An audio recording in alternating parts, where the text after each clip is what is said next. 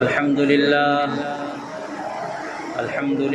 نحمده ونستعينه ونستغفره ونؤمن به ونتوكل عليه ونعوذ بالله من شرور أنفسنا ومن سيئات أعمالنا من يهده الله فلا مضل له ومن يضلله فلا هادي له ونشهد أن لا إله إلا الله ونشهد أن سيدنا ومولانا محمدا عبده ورسوله أعوذ بالله من الشيطان الرجيم بسم الله الرحمن الرحيم من كان يريد حرث الآخرة نزد له في حرثه ومن كان يريد حرث الدنيا نؤته منها وما له في الآخرة من نصيب رب اشرح لي صدري ويسر لي أمري واحلل عقدة من لساني يفقهوا قولي سبحانك لا علم لنا إلا ما علمتنا إنك أنت العليم الحكيم صدق الله العظيم وبلغنا رسوله النبي الأمين الكريم ونحن على ذلك لمن الشاهدين والشاكرين والحمد لله رب العالمين.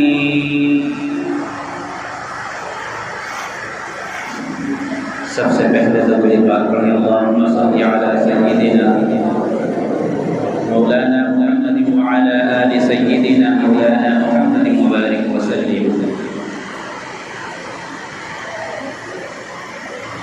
آج بھی ہو جو براہم سا ایماں پیدا، آج بھی ہو جو براہم سا ایماں پیدا، آج کر سکتی ہے انداز گلستاں پیدا. معزز سامعین کرام، پردہ نشین خواتین اسلام، اہلیان محلہ،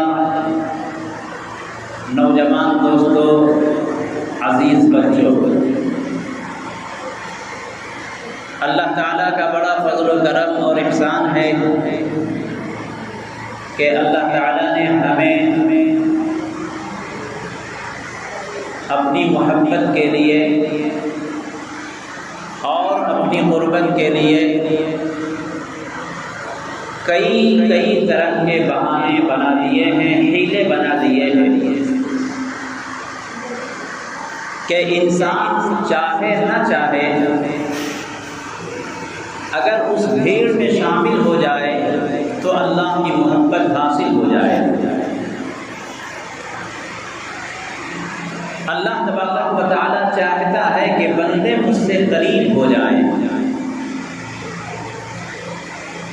کتنا قریب ہو جائے کہ اللہ اور بندے کے درمیان کوئی پردہ حائل نہ ہو.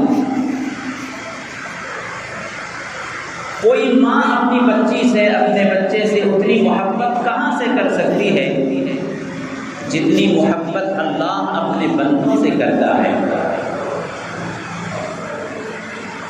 ایک ماں اپنی بچی سے، اپنے بچے سے اس قدر محبت کرتی ہے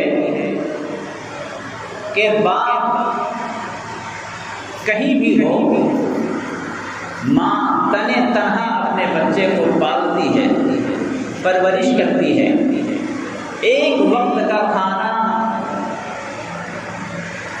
خود نہ کھا کر اپنے بچوں کو کھلاتی ہے، پرورش کرتی ہے. رات میں اچانک اگر بچہ جاگ جائے،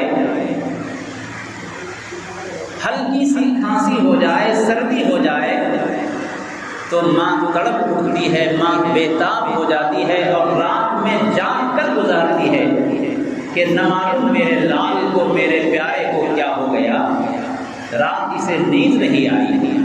خدا کی عزت و جلالت کی قسم، اللہ تعالیٰ ایک ماں سے ہزار کروڑ جس کی تقسیم نہیں ہو سکتی، اللہ اپنے بندوں سے اس ماں سے بھی زیادہ محبت کرتا ہے. اللہ کے راستے میں چل کر تو دیکھیں، اللہ کے راستے میں بڑھ کر تو دیکھیں، اللہ اپنے بندوں سے کتنی محبت فرماتا ہے۔ میں آپ کو چند مثالیں دے کر بتانا چاہوں گا کہ اللہ اپنے بندوں سے کتنی محبت فرماتا ہے۔ آپ کوئی کام کر لیں دنیا میں، کوئی بھی کام کر لیں جو نیک کام ہوگا۔ ہم کسی کے ساتھ احسان کرتے ہیں، کسی کے ساتھ بھلائی کرتے ہیں، وہ بندہ بھول جاتا ہے۔ آپ نے کسی کی مدد کی، کل ہو کر وہ بھول جاتا ہے۔ آپ نے کسی پر احسان کیا، کل ہو کر وہ احسان فراموش ہو جاتا ہے۔ لیکن اللہ رب العزت کی جلالت کی قسم، اللہ ہماری ایک چھوٹی سی نیکی کو بھی اللہ فراموش نہیں کرتا۔ فَمَن يَعْمَلْ مِثْقَالَ ذَرَّةٍ خَيْرًا يَرَهُ، ایک رائی کے دانے کے برابر بھی اگر تم نیکی کرو گے، اللہ کے پاس تم اس کو دیکھو گے۔ اللہ نہ کم کرے گا، نہ ختم کرے گا، نہ اللہ کے فرشتے اس کو لکھنے سے بھول جائیں۔ کوئی سوال ہی نہیں ہے کہ آپ دنیا میں کوئی ایک نیک کام کریں اور قیامت کے دن آپ کو اس کا بدلہ نہ ملے۔ اللہ اپنے بندوں کا بڑا قدردان ہے، بڑا قدردان ہے۔ آپ دنیا میں کسی آفس کے اندر چلے جائیں، کورٹ کچہری کے اندر چلے جائیں، آپ ایک درخواست لکھیے، اپلیکیشن لکھیے اور آپ صاحب کے سامنے پیش کیجئے۔ اگر اس میں کچھ غلطی نظر آئی، کچھ رانگ اسپیلنگ کے اندر، سینٹینس کے اندر کچھ اوپر نیچے میں اگر کچھ فرق پڑا تو صاحب کیا کہتے ہیں؟ ریجیکٹ کر دیتا ہے اور کہتا ہے کہ دوسرا لکھ کر لاؤ۔ آپ نے بڑی محنت سے اس کو لکھا تھا، بڑی محنت کے ساتھ آپ نے اس درخواست کو کسی سے لکھوایا تھا، لمبا سفر کر کے آپ وہاں پر کچہری میں لائن میں کھڑے ہو کر آپ صاحب کے پاس پہنچے تھے، لیکن آپ کی درخواست ریجیکٹ کر دی جا رہی ہے۔ خدا کی عزت و جلالت کی قسم، اللہ اپنے بندوں سے کتنی محبت کرتا ہے۔ آپ کوئی بھی نماز لے لیں، 2 رکعت والی لے لیں، 4 رکعت والی لے لیں، 3 رکعت والی لے لیں، جو بھی آپ نماز لے لیں، آپ نے نماز کی نیت باندھی، 4 رکعت ہوتے ہوتے چوتھی رکعت میں کچھ غلطی ہو گئی، تیسری رکعت میں غلطی ہو گئی۔ اگر دنیا کے کسی انسپیکٹر کا، کسی آفیسر کا، کسی ٹیچر کا کوئی معاملہ ہوتا تو وہ کہتا کہ دوبارہ پڑھو، یہ ٹھیک نہیں ہے۔ لیکن قربان جاؤں اللہ تبارک و تعالیٰ کی محبت اپنے بندوں کے ساتھ۔ اگر آپ کی 4 رکعت والی نماز میں پہلی رکعت صحیح، دوسری رکعت صحیح، تیسری رکعت صحیح، چوتھی رکعت میں اگر کچھ غلطی ہو جا رہی ہے، اللہ تبارک و تعالیٰ کا فرمان ہے کہ گھبرانے کی ضرورت نہیں، تم سجدہ سہو کر لو، یہ 4 رکعت تمہاری صحیح ہو جائیں گی۔ یہ اللہ تبارک و تعالیٰ اپنے بندوں کی محنت کو ضائع نہیں کرتا، اللہ اپنے بندوں کی محبت کو ضائع نہیں کرتا۔ آپ پہلی رکعت میں غلطی کر لیں اور چوتھی رکعت میں سجدہ سہو کر لیں، نماز آپ کی صحیح ہو جائے گی۔ دوسری بھی غلطی ہو جائے یا تیسری میں غلطی ہو جائے، چوتھی رکعت میں آپ سجدہ سہو کریں گے، نماز آپ کی صحیح ہو جائے گی۔ یہ اس بات کی علامت ہے کہ اللہ اپنے بندوں کی محبت کی لاج رکھتا ہے، اللہ اپنے بندوں کی محنت کی قدر کرتا ہے۔ ہم اپنی محنت کو جاری رکھیں گے، ہم اپنی محنت کو جاری رکھیں گے، اللہ تبارک و تعالیٰ کی طرف سے انعام و اکرام کی بارشیں ہوتی رہیں گی۔ اب ایک تازہ مثال، کسان بیچارہ دن بھر کھیت میں مٹی کاٹتا ہے، ہل چلاتا ہے اور اس میں بیج ڈالتا ہے، بیہن تیار ہونے کے بعد پھر کھیت کو جوتتا ہے، مٹی نرم کرتا ہے، پھر اس میں دھان کے پودے ڈالتا ہے اور کچھ مہینے کے بعد اس میں فصلیں آنی شروع ہوتی ہیں۔ اب اس زمانے میں جب فصل تیار ہو جائے تو پرندے بھی آتے ہیں، چرندے بھی آتے ہیں اور اس کھیت سے، اس فصل سے پرندے کھا لیتے ہیں۔ ایک کسان کو تکلیف ہو سکتی ہے، ایک کسان کو ذرا احساس ہو سکتا ہے، دل پر گرا گزر سکتا ہے کہ میں نے اتنی محنت سے کمایا ہے، محنت کیا ہے، اور اس میں ہم نے دان کی فصل لگایا ہے، گیہوں کی فصل لگایا ہے، اور آ کر کوا کھا جا رہا ہے، آ کر چڑیا کھا جا رہی ہے، آ کر کبوتر لے جا رہا ہے، آ کر کوئی پرندہ چوک جا رہا ہے۔ اس کسان کے دل پر گرا نہ گزرے، اس کسان کی محنت کو ضائع نہ سمجھے۔ اللہ تبارک و تعالیٰ کی طرف سے انعام یہ ہوتا ہے، حضور اکرم صلی اللہ علیہ وسلم فرماتے ہیں کہ اگر کسی کسان کے کھیت سے، اگر کسی کسان کے کھیت سے کوئی پرندہ کھا لیتا ہے، کوئی جانور کھا لیتا ہے، اللہ تبارک و تعالیٰ اس کسان کے کھیت میں جو کمی ہو رہی ہے، جو دھان کی کمی ہو رہی ہے، جو گیہوں کی کمی ہو رہی ہے، کل قیامت کے دن اس گیہوں کے بدلے میں اس کو کتنی نیکیاں عطا فرمائے گا۔ یہ کیوں ہے؟ تاکہ آپ کی محنت ضائع نہ ہو، آپ کے دل پر گرا نہ گزرے، اور اللہ کی ایک مخلوق کے بارے میں آپ یہ نہ سوچنے لگے کہ خواہ اس کو اللہ نے پیدا کر دیا، میرے فصل کو تباہ کر دیا، میری فصل کو چٹ کر گیا۔ آپ کسی مخلوق کے بارے میں ایسا تصور نہ کریں۔ اللہ تعالیٰ نے یہ انعام رکھا ہے کہ ایک کسان جب محنت کرتا ہے تو اللہ تعالیٰ اس کے بدلے میں اس کے لیے قیامت کے دن نیکیوں کا ذخیرہ بنا رکھا ہے۔ بہرحال میرے دوستو، اللہ تعالیٰ بڑا قدردان ہے۔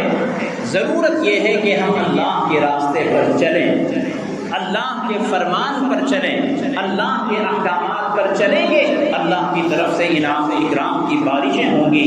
میں نے قرآن کریم کی جس آیت کریمہ کی تلاوت کی ہے، من كان يريد حرث الآخرة نزيد له في حرثه ومن كان يريد حرث الدنيا نؤته منها وما له في الآخرة من نصيب۔